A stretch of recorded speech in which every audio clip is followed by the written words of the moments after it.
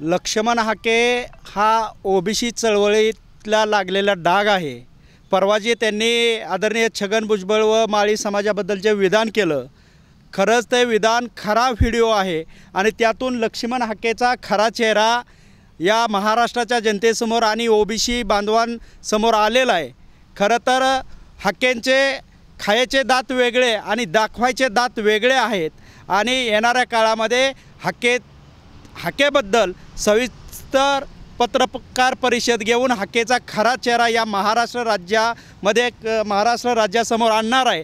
हाकेंनी समीर भुजबळांबद्दल जे विधान केलं, खरं तर हाकेंना ज्यावेळेस वडीगोद्रीमध्ये जे आंदोलन झालं त्या आंदोलनामध्ये दिवसातून 3 वेळा समीर भुजबळ हे माझ्याशी, मी त्यांच्या उशाला बसलो होतो, समीर भुजबळ हे फोनवरून वारंवार त्यांच्या तब्येतीची काळजी घेत होते, आंदोलनाची काही गोष्टी विचारत होते आणि माहिती घेत होते। त्या आंदोलनामध्ये सुद्धा हाकेंना त्या आंदोलनापासून प्रसिद्धीचा भस्म्यारोग झालेला आहे आणि तो भुजबळ साहेब असतील, मुंडे साहेब असतील, या इतर लोकांना सुद्धा काउंटर करण्याचं काम करतो। माझा लक्ष्मण हाकेला सवाल आहे की जरांगे पाटील त्यांच्या जातीसाठी आबदतात। लक्ष्मण हाके, तुमची जात कुठं आहे आणि तुमच्या जातीचा प्रश्न आजच फलटणमध्ये धनगर एसटी आरक्षणासाठी बैठक आहे आणि त्याबद्दल धनगर समाजाचे नेते ना कुठले ओबीसीचे नेते धनगर एसटी आरक्षणावर बोलताना दिसत नाहीत।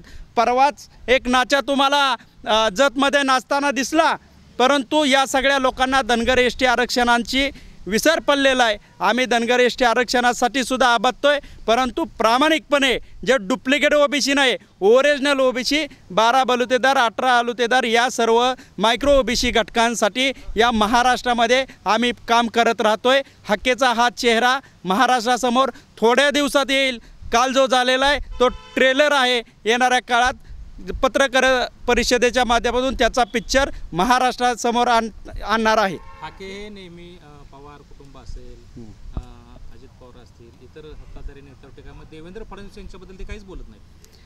हाकेंचं जर तुम्ही पाहिलं तर हाकेंनी गेल्या वेळेस ह्या सरकारच्या विरोधात राज्य मागासवर्ग आयोगाचा राजीनामा दिलेला होता आणि हे सरकार ओबीसीविषयी विरोधात काम करत आहे आणि हाकेंना माहीत आहे की पवारांचं नाव घेतल्याशिवाय बातमी लागत नाही। ते पडळकरांचा तो एकमेव धंदा आहे आणि मग पवारांचं नाव घेतल्याशिवाय बातमी लागत नाही। तेच हाके लोकसभेला शरदचंद्र पवार साहेबांकडे माड्याची उमेदवारी मागण्यासाठी तिथे हेलपाटे घालत होते।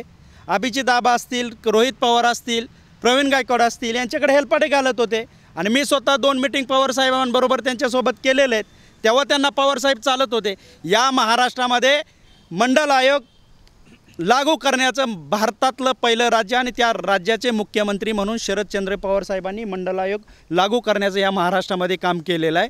परंतु दुटप्पी भूमिका हाके वेळोवेळी पवार साहेबांबद्दल किंवा पवार कुटुंबाविषयी घेत आहेत।